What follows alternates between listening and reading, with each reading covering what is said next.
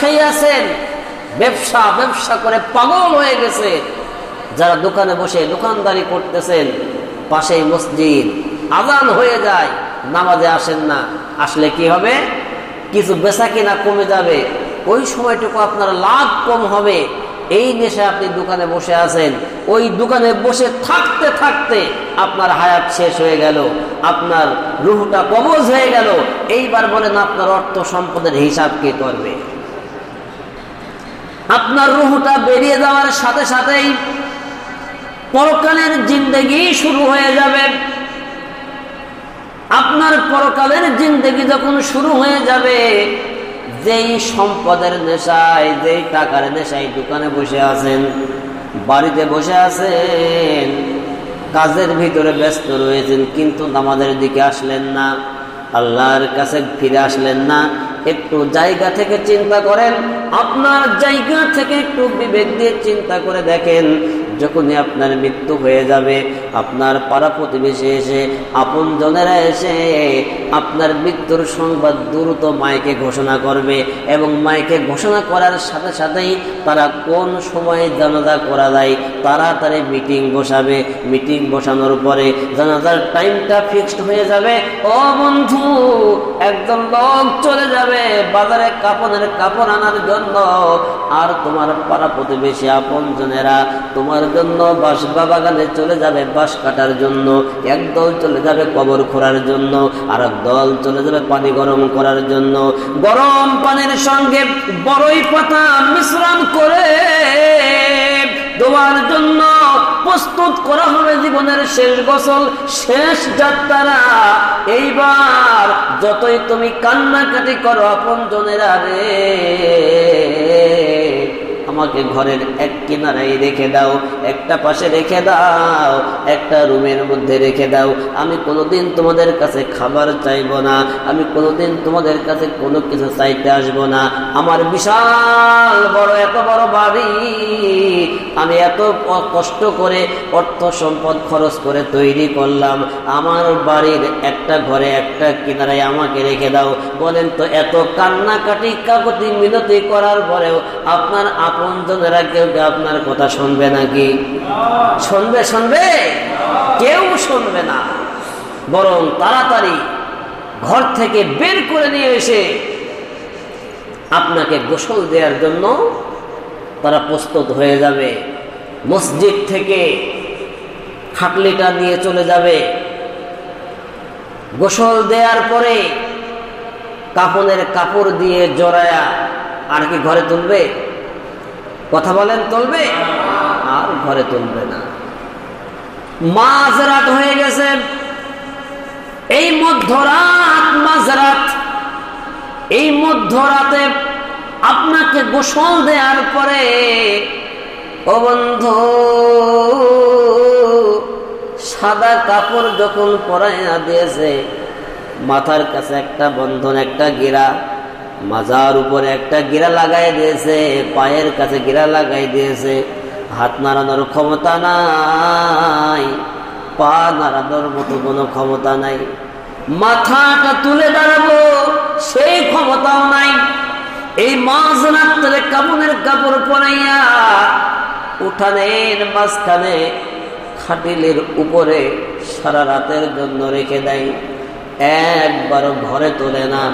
আপনজনেরা, এত আপনজন, এত কাছের আপনজন, এত কাছের স্ত্রী, যার সঙ্গে 10 বছর, 20 বছর, 30 বছর, 50 বছর এক ছাদের নিচে একই ঘরে নির্জন জায়গায় আপনি সংসার করলেন, নিরালাই নিভৃতে একসঙ্গে থাকলেন।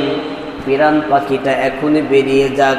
আপনজনেরা, আপন স্ত্রী আপনার সন্তানদেরকে ডাক দিয়ে বলবে, ও আমার সন্তানেরা, তাড়াতাড়ি দৌড়াই আসো, তোমার বাবা আর পৃথিবীতে নাই, তোমার বাবা মারা গিয়েছে, তোমার মরা বাবার পাশে আমি এই রাতে একা একা থাকতে পারবো না, আমার ভয় লাগতেছে। থাকবে?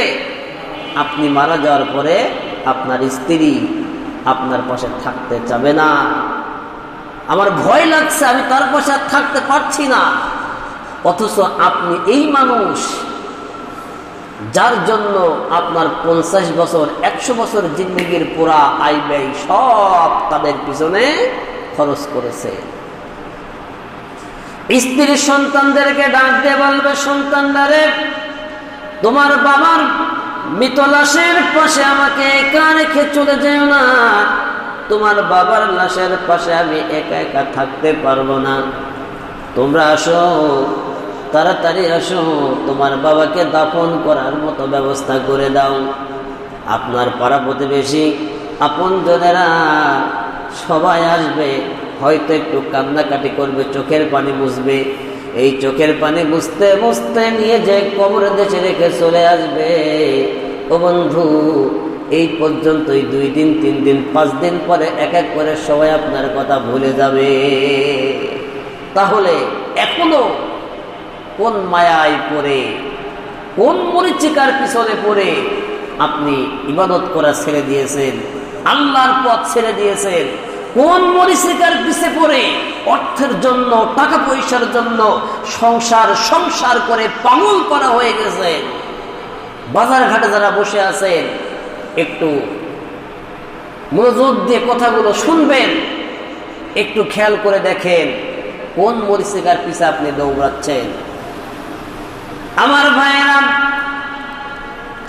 এই জন্য আল্লাহ পাক রব্বুল আলামিন জানিয়েছেন, ইকতারাবা লিন-নাসি হিসাবুহুম ওয়া হুম ফি গাফলাতিন মু'রিদুন।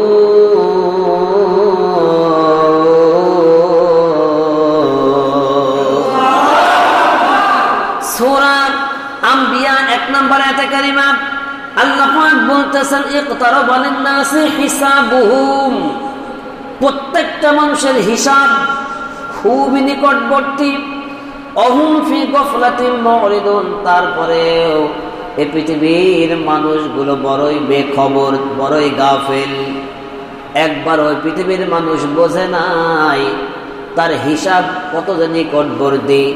আমার ভাইয়েরা, এখানে যে বসে আছি, এখানে আমি কথা বলতেছি, কথা বলতে বলতে যদি আমার হায়াত শেষ হয়ে যায়, মালাকুল মউত যদি আমার সামনে হাজির হয়ে যায়, আমার রূহটাকে একটা টান দিয়ে বের করে নিয়ে যদি চলে যায়, মুহূর্তের মধ্যে পৃথিবীর জিন্দেগিটা আমার জন্য শেষ, পরকালের জিন্দেগিটা শুরু, আমার হিসাব নিকাশের কার্যক্রম শুরু। কথা বলেন ঠিক কিনা? আল্লাহ পাক এই জন্য বলতেছে, বান্দারে তোমার হিসাবের সময় খুবই সন্নিকটে, তারপরেও তুমি বিভোর হয়ে, বেখবর হয়ে, গাফেল হয়ে কিভাবে ছোটাছুটি করতেছো, কিভাবে দুনিয়া দুনিয়া করে পাগল হয়ে গেছো, কিভাবে টাকা পয়সার জন্য ছোটাছুটি করতেছো, একটু কি চিন্তা করো নাই? তোমার রূহটা বেরিয়ে গেলে, তোমার প্রাণ পাখি বেরিয়ে গেলে, এই পৃথিবীর সব সম্পর্ক তোমার থেকে বিচ্ছিন্ন হয়ে যাবে। কিন্তু তারপরও মানুষ পৃথিবীর প্রতি আকৃষ্ট বেশি। যালিকা বিআন্নাহুম মুস্তাহাব্বুল হায়াতাদ দুনিয়া আলাল আখিরাহ। আল্লাহ পাক রব্বুল আলামিন জানিয়েছেন, মানুষ পৃথিবীকে এত বেশি ভালোবাসে এই কারণেই যে তারা আখিরাতকে তুচ্ছ মনে করে। আখিরাতের তুলনায় এই পৃথিবীর জিন্দেগিকে মানুষ বেশি ভালোবেসেছে। এই বেশি ভালোবাসার কারণেই আজকে মানুষ এই সম্পদ, সংসার, সন্তান, ছেলে মেয়ে, স্ত্রী, পরিজন, এদের মায়ায় পাগল, এদের পিছনে পাগল। কিন্তু একবারও পরকালে আল্লাহর সামনে দাঁড়াতে হবে, তার সামনে আমার জবাবদিহিতার মুখোমুখি দাঁড় হতে হবে, এই চিন্তা একবারের জন্য আমরা করি নাই। এজন্য আল্লাহ পাক রব্বুল আলামিন ডাক দিচ্ছেন কোরআনুল কারীমের মধ্যে, ইয়া আইয়ুহাল্লাযীনা আমানুত্তাকুল্লাহা ওয়াল তানজুর নাফসুম মা কদ্দামাত লিগাদিন ওয়াত্তাকুল্লাহ ইন্নাল্লাহা খাবীরুম বিমা তা'মালুন।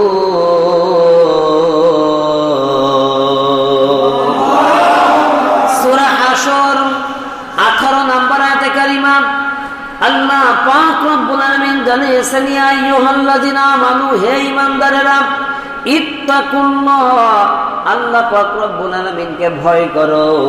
ওয়াল তানজুর নাফসুম মা কদ্দামাত লিগাদ, প্রত্যেকটা মানুষের উচিত আগামী দিনের জন্য কি প্রেরণ করতেছে সেই দিকে খেয়াল রাখা, সেই দিকে হিসাব রাখা।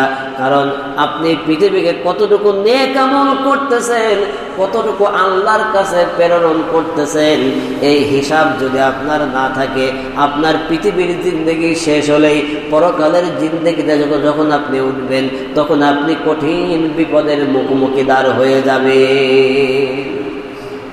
এই জন্য এখনো সময় আমাদের হাতে আছে। হায়াত শেষ না হওয়া পর্যন্ত এখনো আল্লাহর কাছে আনুগত্য করা, আল্লাহর কাছে মাথা নত করা, আল্লাহর ইবাদত করা, ইসলামের জন্য কাজ করা, সে সময় এখনো আমাদের হাতে আছে। আপনি সংসারের জন্য, স্ত্রী সন্তানের জন্য, অর্থ সম্পদের পিছনে যেভাবে দৌড়াদৌড়ি করতেছেন, ছুটাছুটি করতেছেন, এটা পৃথিবীর জিন্দেগিতেই শেষ। গাড়ি বাড়ি অট্টালিকা বিলাসবহুল জীবন যাপন করলেন, পৃথিবীতে জিন্দেগিতেই শেষ। যদি পরকালের জন্য কিছু করতে পারতেন, পরকালের জন্য কিছু আমল তৈরি করতে পারতেন, যেটা আপনার পরকালের সম্বল, পরকালের হাতিয়ার, যে সম্পদের বিনিময়ে, যে আমলের বিনিময়ে আল্লাহ পাক রব্বুল আলামিনের সামনে আপনি দাঁড়াতে পারতেন আমল দিয়ে, এই আমলটা যদি এখনো বুঝতে না পারেন, এখনো যদি আপনি শুধু কাজকর্ম নিয়েই ব্যস্ত থাকেন, একটু চিন্তা করে দেখেন তো আবার কবে সময় আপনার হবে, আবার কবে সময় হবে। চুল পেকে গেছে, দাড়ি পেকে গেছে, আবার কবে আমার সময় হবে আল্লাহর কাছে ফিরে আসা, আবার কবে আমি আমার রবকে সন্তুষ্ট করার জন্য তার কাছে ফিরে আসব। এজন্য আল্লাহ বলতেছে, বান্দা, পরকালের জন্য তোমাদের উচিত কিছু প্রেরণ করা, নেক আমল করে পরকালের জন্য কিছু আমল তোমাদের পাঠানো দরকার। ওয়াত্তাকুল্লাহ, আল্লাহকে ভয় করো, আল্লাহকে ভয় করো। কেন ভয় করবা? ইন্নাল্লাহা খবীরুম বিমা তা'মালুন, আল্লাহ পাক সব খবর জানে। তুমি যা কিছু করতেছো সব খবর আল্লাহর কাছে আছে না নাই? আরো জোরে বলেন, আল্লাহর কাছে আছে। এজন্য আল্লাহ পাক রব্বুল আলামিন যখন তোমাদের হিসাব গ্রহণ করবে, ওই হিসাব করার আগে তুমি তোমার নিজেকে নিয়ে হিসাব করো, তোমার হিসাব তুমি নিজে তৈরি করো। আল্লাহ পাক রব্বুল আলামিন যখন তোমার আমল ওজন করবে, ওই ওজন করার আগে তুমি তোমার নিজের আমল নিজে ওজন করে দেখো, তুমি জান্নাতে হওয়ার যোগ্যতা অর্জন করতে পেরেছো কিনা। যদি দুনিয়াতেই নিজের হিসাবকে নিজে করে নিতে পারি, নিজের আমলকে নিজে ওজন করে নিতে পারি, আমাদের জীবনটা ধন্য হয়ে যাবে, সফল হয়ে যাবে। আর যদি এই আমলগুলো অবহেলা করে দুনিয়া দুনিয়া বলে পাগল পারা হয়ে যায়, কিয়ামতের মাঠে যখন আমি আপনি উঠব, আমাদের কাঁধে আমল নামা লেখার জন্য দুইটা ফেরেশতা কিরামান কাতিবিন আছে না নাই? কথা বলেন, কথা বলেন। দুইটা ফেরেশতা দুই কাঁধে আছে। এরা এই যে আমল নামা লিখতেছে, নেক আমল করলেও লেখা হচ্ছে, বদ আমল করলেও লেখা হচ্ছে। এই লেখার উদ্দেশ্য কি বলেন তো? উদ্দেশ্য আছে না? উদ্দেশ্য তো আছে। আপনারা যারা ব্যবসা করেন, অনেকেই দেখেছেন, নিজেরা যারা করেন তারা তো জানেন, যারা করেন না অন্য লোকের ব্যবসাগুলো সিস্টেম দেখেন। সারাদিন তার কোম্পানির একটা কর্মকর্তা মাল কিনতেছে আর একটা ভাউচার তৈরি করে করে দিয়ে দিচ্ছে। এরপরে আপনি কি করলেন? মাল দিলেন দোকানে, একটা ভাউচার তৈরি করে কোন মাল কয় মন কয় কেজি দিলেন, পাশে দাম লেখে মন উল্লেখ করে কেজি উল্লেখ করে একটা ভাউচার আপনার হাতে দিয়ে দিল। আপনি ভাউচারটা নিয়ে বাড়ি চলে আসলেন। এরপরে বলল সন্ধ্যার সময় দেখা করবা। দেখা করার উদ্দেশ্য কি? সন্ধ্যার সময় দেখা করার উদ্দেশ্য এটাই যে যা কিছু দিয়েছো তার ফলাফল তোমাকে সন্ধ্যার সময় দেওয়া হবে।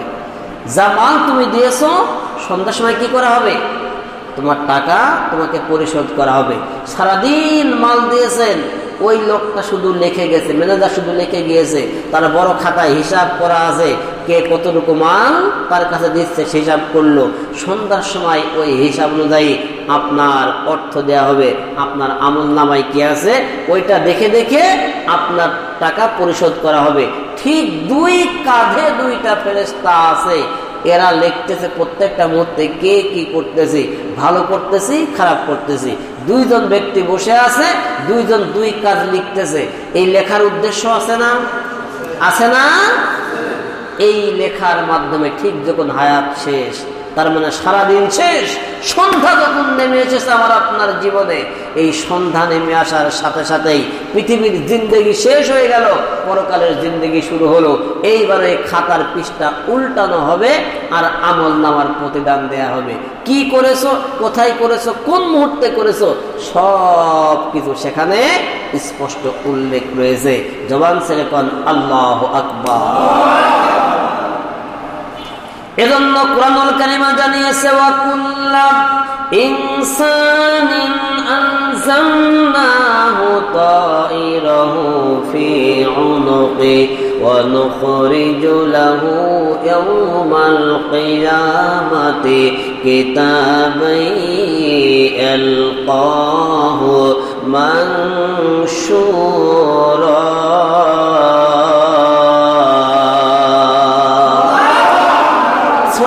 ইসরাইল 13 নম্বর আয়াতে কারিমা আল্লাহ পাক রব্বুল আলামিন জানিয়েছেন, ওয়া কুল্লা ইনসানিন আলজামনাহু তাইরাহু ফি উনুকি, প্রত্যেকটা মানুষের গলায় আমি আল্লাহ পাক রব্বুল আলামিন তার আমলনামা ঝুলিয়ে দিয়েছি। এই গলার সঙ্গে আমলনামা ঝুলিয়ে দিয়েছে কে? আরো জোরে বলেন।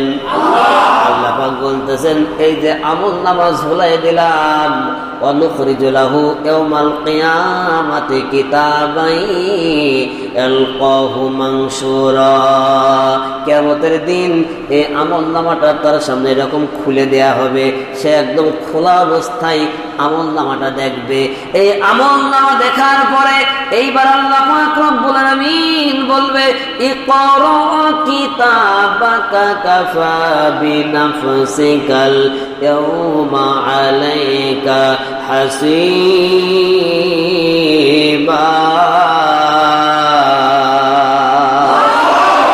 সূরা বনী ইসরাঈল 14 নম্বর আয়াতে কারিমা আল্লাহ পাক বলবে, ইকরা কিতাবাকা কাফা বিনাফসিকাল ইয়াওমা আলাইকা হাসিবা। ও বান্দা, তোমার দুনিয়ায় যা কর্মগুলো করেছিলে সে আমলনামা খুলে তোমার হাতে দিয়ে দেয়া হলো। এবার তোমার আমলনামা তুমি নিজেই পড়ো, নিজেই দেখো। কাফা বিনাফসিকাল ইয়াওমা আলাইকা হাসিবা, তোমার আমলনামা তুমি নিজে দেখো, তোমার বিচার তুমি নিজেই করো, তোমার বিচার তুমি নিজেই করার জন্য যথেষ্ট। আপনাকে ওই যে কথা বললাম, একটা কোম্পানির কাছে মাল দিলেন, সারাদিন মাল দিয়েছেন, যা দিয়েছেন একটা খাতায় একটা কাগজে কেজি মন দাম সব উল্লেখ করে আপনার হাতে দিয়ে দেওয়া হলো।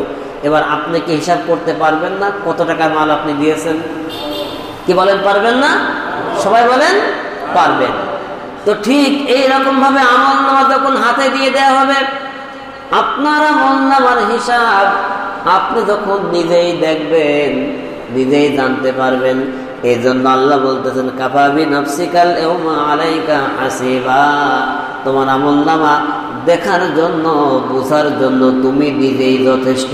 কেউ হিসাব করে দেয়া লাগবে না, কেউ বিচার করে দেয়া লাগবে না, তোমার বিচার তুমি নিজেই করবা। দেখুন তোমার প্রাপ্যটা কি। এই আমলনামা যখন দেয়া হবে তখন বান্দা আমলনামা হাতে পেয়েই বলবে, এ কেমন আমলনামা, লা ইউগাদিরু সগীরাতাও ওয়ালা কাবীরাতান ইল্লা আহসাহা, এখানে ছোট বড় কোনো কাজই তো বাদ যায় নাই। রাতের অন্ধকারে গোপনে গোপনে কোথায় কি অপরাধ করলাম, কোথায় কার সম্পদ দখল করলাম, কার সম্পদ আত্মসাৎ করেছি, কাকে মারধর করলাম, কার সম্পদ কেড়ে খালাম, কোথায় ডাকাতি করেছি, কোথায় ছিনতাই করেছি, কোথায় কি অপরাধ করেছি পৃথিবীর কোনো মানুষ দেখে নাই, জানে নাই, কিন্তু বলেন তো আল্লাহ দেখেছে কি দেখে না? আরো জোরে বলেন, আল্লাহ দেখেছে। এই জন্যই বান্দা তখন বলবে আমি তো গোপনে গোপনে আমলগুলো, ওই কাজগুলো করেছিলাম, রাতের অন্ধকারে চুরি করেছিলাম, ছিনতাই করেছিলাম, আমার সঙ্গে কেউ তো ছিল না, কেউ তো জানে না। তাহলে আমার এই কাজগুলো এই আমল নামায় কিভাবে লেখা হলো? কে দেখলো? কেউ তো দেখে নাই। ওই বান্দা, ওই মানুষটা ওই সময় আল্লাহ পাক রব্বুল আলামিনের সামনে দাঁড়িয়েও মিথ্যা কথা বলবে, অস্বীকার করবে, বলবে না আল্লাহ আমি এসব পাপ করি নাই, এগুলো ভুল করে লেখা হয়েছে। আমার এলাকার মানুষের কাছে আপনি জিজ্ঞাসা করেন, এ পাপের কথা কেউ বলতে পারবে না, সুতরাং আমি এই পাপ, এই খারাপ কাজ আমি করি নাই। আল্লাহ পাক রব্বুল আলামিন জানিয়েছেন আল-ইয়াওমা নাখতিমু আলা আফওয়াহিহিম ওয়া তুকাল্লিমুনা আইদিহিম ওয়া তাশহাদু আরজুলুহুম বিমা কানু ইয়াকসিবুন।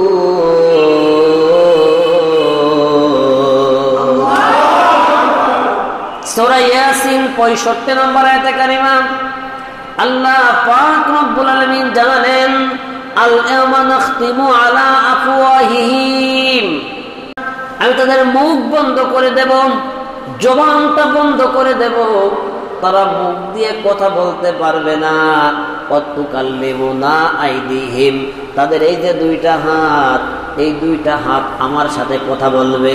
ওয়া তাশহাদু আরজুলুহুম বিমা কানু ইয়াকসিবুন, তাদের যে দুইটা পা আছে, এই দুইটা পা তাদের বিরুদ্ধে সাক্ষী দেবে আমার কাছে।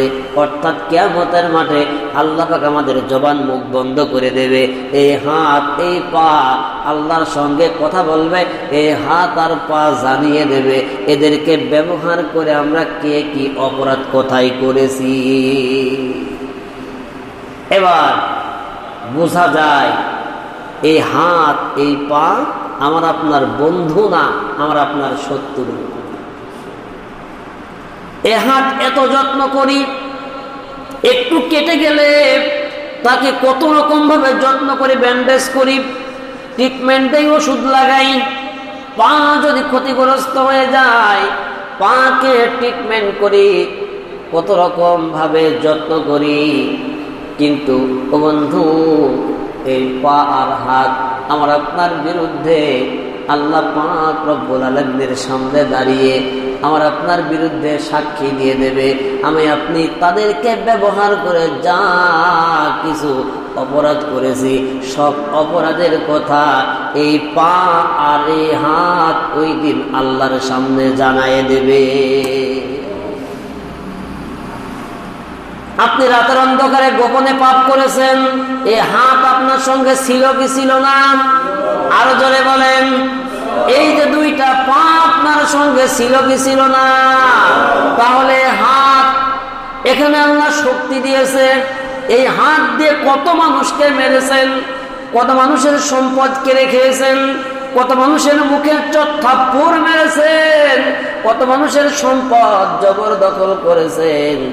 এই হাত সব সাক্ষ্য দিয়ে দেবে, জানাই দেবে। পা দিয়ে কত মানুষের পেটে লাথি দিয়েছেন, কত মানুষের পিঠে লাথি দিয়েছেন, কত মানুষের বাড়ি ছাড়া করেছেন, ঘরে ছাড়া করেছেন। এই পা আর হাত আমার আপনার বিরুদ্ধে কিয়ামতের মাঠে সাক্ষ্য দিয়ে দেবে। হাত আর পায়ের জবান খুলে দেবে, কিন্তু মুখের জবান বন্ধ করে দেওয়া হবে। এখন মুখের জবান কেন বন্ধ করা হবে? কারণ হলো, এই পৃথিবীতে যত অপরাধী থাকুক, অনেকগুলো মার্ডার করেছে, ফাঁসির আসামি, তারপরেও দেখবেন তার কাছে তার অপরাধের কথা শুনতে যাবেন, সে এমন করে কায়দা করে ঘুরায় ফিরায় বলবে, মনে হবে যে লোকটা নির্দোষ। তার পাপের কথা সে যদিও স্বীকার যায়, কিন্তু ওই কথাটা স্বীকার যাওয়ার সাথে কথাটাকে এমনভাবে তুলে ধরবে, উপস্থাপন করবে যেন এই লোকটা নির্দোষ, নিরুপায় হয়ে এই কাজ করেছে, না হলে সে এমন কাজ করতো না। মানে সে নিজেকে নির্দোষ প্রমাণ করার চেষ্টা করবে। এই জন্য কিয়ামতের মাঠে আল্লাহ পাক মুখের জবান আগে বন্ধ করবে, এই মুখ যেন ফফর দালালি করতে না পারে, আগ বাড়িয়ে কথা বলতে না পারে, নিজের পক্ষ নিয়ে কোনো কথা বলতে না পারে। এ হাত দিয়ে কি অপরাধ করা হয়েছে, কি ভালো কাজ করা হয়েছে, সব খবরগুলো আল্লাহ পাক রব্বুল আলামিনের সামনে হাত যখন জানায় দেবে, তখন বান্দা আর কোনো কথা বলার মতো ক্ষমতা থাকবে না, আর কোনো কথা বলার মতো মুখ তার থাকবে না। তখন আল্লাহ পাক রব্বুল আলামিনের সামনে মাথাটা নত হয়ে যাবে, মাথা নিচু হয়ে যাবে। আল্লাহ পাক ফেরেশতাদেরকে ডাক দিয়ে বলবে, খুযুহু ফাগুল্লু সুম্মাল জাহিমা সাল্লু, ওদেরকে ধরো, এই চুলটা এভাবে মুঠ পাকায়ে ধরো, আর পা ধরো, এই দুইটা এক জায়গায় ধরে গোল করে বল বানায়ে এক আরো দিয়ে নিক্ষেপ করে জাহান্নামের মধ্যে ফেলে দাও। তখন তাদেরকে ধরে এমন ভাবে পাকড়াও করা হবে, তারা নড়াচড়া করতে পারবে না, থাবা দিয়ে ধরে এক থাবায় জাহান্নামের মধ্যে ফেলে দেওয়া হবে। আমার ভাইরা, এজন্য কিয়ামতের মাঠের ভয়াবহতা এত বড় কঠিন হবে। আম্মা জান আয়েশা বিশ্ব নবীর কাছে কাঁদতে কাঁদতে জিজ্ঞাসা করতেছে, ওগো নবী, ওগো রাসূল, কিয়ামতের এই কঠিন ভয়াবহ দিবসে আপনি কি আপনার পরিবারের কথা স্মরণ রাখবেন নাকি আপনি পরিবারের কথা ভুলে যাবেন? আল্লাহ নবী বলতেছে, আয়েশা রে, কিয়ামতের মাঠ এমন বড় একটা ভয়াবহ মাঠ হবে, ওই জায়গায় প্রত্যেকটা মানুষ তিনটা সময় তার আপনজনদের কথাও ভুলে যাবে। তিনটা সময় এতটা ভয়ঙ্কর, আপনজনদের কথা মনে থাকবে না।